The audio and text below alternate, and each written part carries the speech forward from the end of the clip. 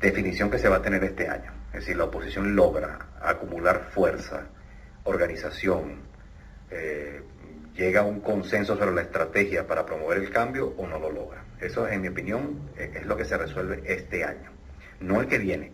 El que viene sabremos si tendremos elecciones presidenciales o no. Este año sabremos si tenemos elecciones regionales o no. Pero visto de una perspectiva, digamos, de mediano plazo, lo que se decide este año es si la oposición logra estar en condiciones para presionar a favor del cambio, para elevar los costos al gobierno y a las instituciones públicas por su talante crecientemente autoritario, o si por el contrario lo que vamos a experimentar es una consolidación del autoritarismo. Esa es la encrucijada. ¿Y qué estás viendo? Lo que estoy viendo es que la oposición va tarde en la película. Es decir, que la dirección política, al margen de los logros que tuvo la Mesa de la Unidad, tiene el desafío ahora de apurarse, porque de lo contrario, primero, si no lo hace, si no se apura, la demanda de cambio político podría desinflarse, podría debilitarse. Hay una vieja frase de Sun Tzu que dice que en el arte de la guerra dice que las guerras no deben durar mucho tiempo, porque los ejércitos pierden la moral y las cuchillas se desafilan. Sí, claro, es un asunto por agotamiento.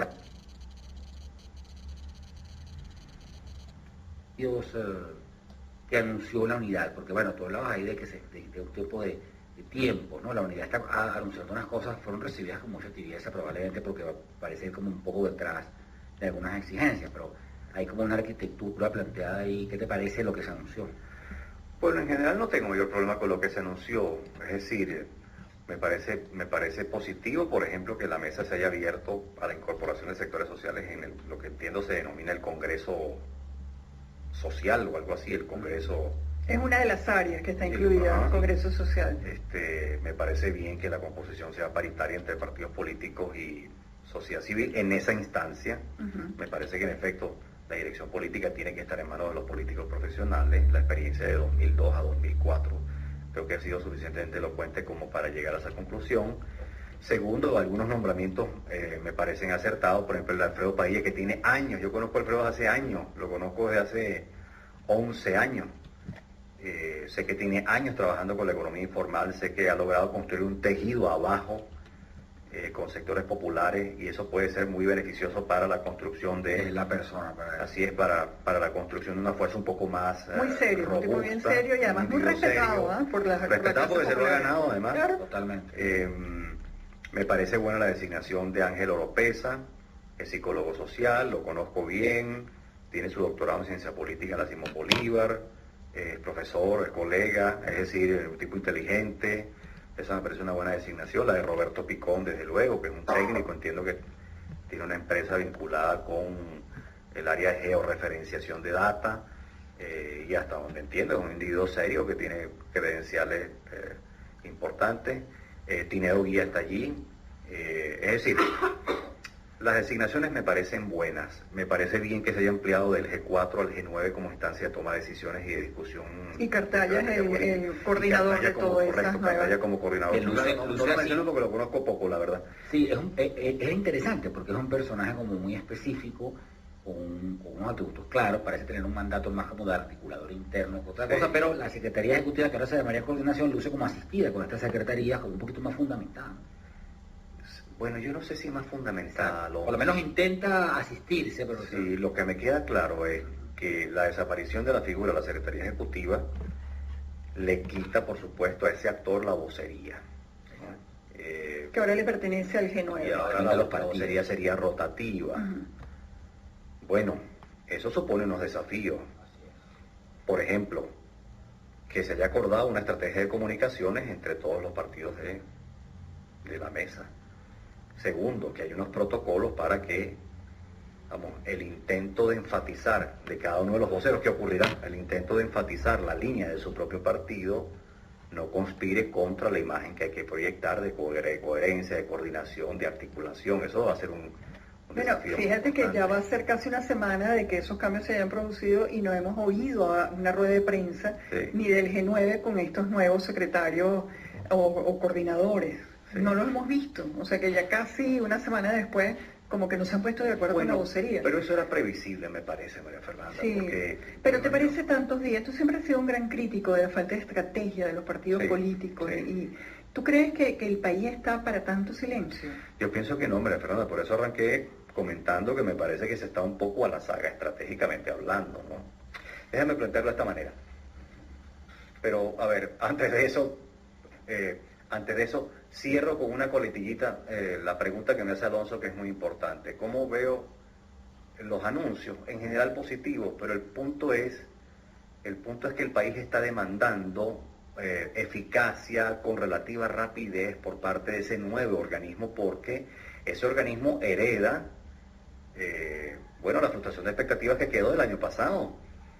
Y hereda también la demanda de que se produzcan avances en la dirección del cambio político. Es decir, este nuevo organismo, este nuevo formato organizacional va a estar sometido a mayores presiones que la propia Mesa de la Unidad en el pasado. Así que, y eso conecta con lo que pregunta María Fernanda. Me parece que sí, que habría que producir rápidamente algunas decisiones que intenten recomponer, por un lado, el clima de opinión. En algún momento, cuando me lo permitan, quisiera hablar un poco sobre cómo creo que la oposición podría encuadrar estratégicamente el juego, porque este es un juego complejo. Esa era la siguiente pregunta. Esa era la siguiente pregunta, imagínate. Era de librito. Bueno, lo he dicho en otros lugares, lo voy a repetir acá. Yo creo que la oposición tiene que ver esto como, es decir, la lucha contra un régimen autoritario y por promover un cambio político como una simultánea de ajedrez. En una simultánea hay varios tableros, tienes un maestro internacional, un maestro nacional, un gran maestro internacional, lo que fuere, jugando contra varios adversarios. Así que yo veo por lo menos 8 tableros. Es decir, la oposición tendría que desplegar estrategias en 8 tableros. ¿Qué serían cuáles? ¿Por qué hablo de 8? Primer tablero, la opinión pública nacional. El año pasado el 64% a principios de año demandaba cambio político en el corto plazo. El año cerró con 81% demandando cambio político. Así que la estrategia del revocatorio, al margen de que no se haya celebrado la consulta, que ciertamente generó frustración, formó mucha opinión. Formó opinión y al mismo tiempo contribuyó a fortalecer la demanda de cambio. Por eso digo, o sea, como que consolidó una demanda bruta de cambio ahí que... Sí, hay como una meta intermedia que se logró. No se logró el objetivo final, pero hubo una meta intermedia que se pudo... No es poca cosa. No es poca cosa, correcto. Sí, lo dijiste con acento cubano. Bueno, me salió un poco sin querer, no es poca cosa. Es que es una expresión muy cubana. Segundo tablero, el tablero de la activación social, de la activación de sectores sociales, de la articulación, de la agregación de intereses.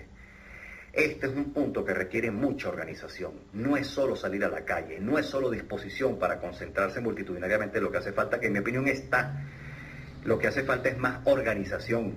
Aquello con lo que Rómulo Betancourt le ganó la pelea a Jovito Villalba cuando estaban ambos en el PDN, antes de Acción Democrática.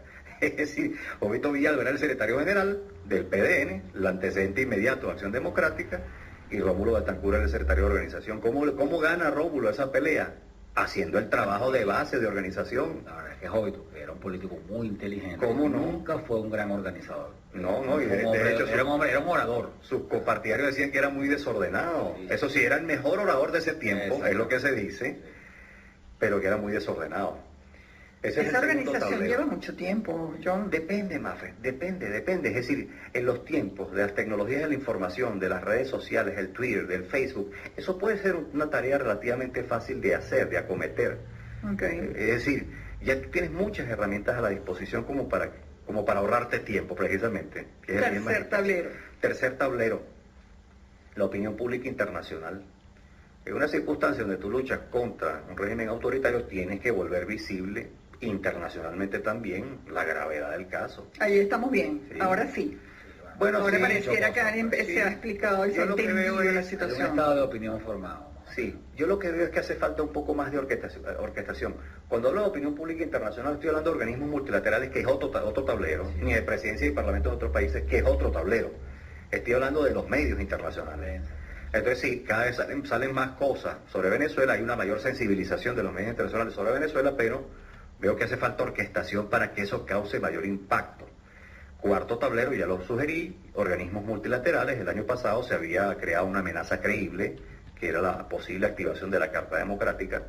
Eso se suspendió y yo creo que, entre otras cosas... Magro dijo que está esperando por lo Vaticano. Sí, señor. Entre otras cosas, uno de los problemas que tiene la oposición hoy, frente a un régimen autoritario, es que no logra formularle una amenaza creíble. Bueno, esa es una. Tiene que formularle varias, pero esa es una. Quinto tablero, presidencias y parlamentos de otros países. Ese trabajo se está haciendo, en mi opinión, cada vez más eficazmente. Ahí, de vuelta, lo que haría falta es un poco más de mayor orquestación. Porque no basta con que usted vaya a parlamento y visite presidencias si eso no causa un impacto en la comunidad internacional, particularmente la comunidad interamericana. Sexto tablero, el tablero de la interlocución social con el chavismo.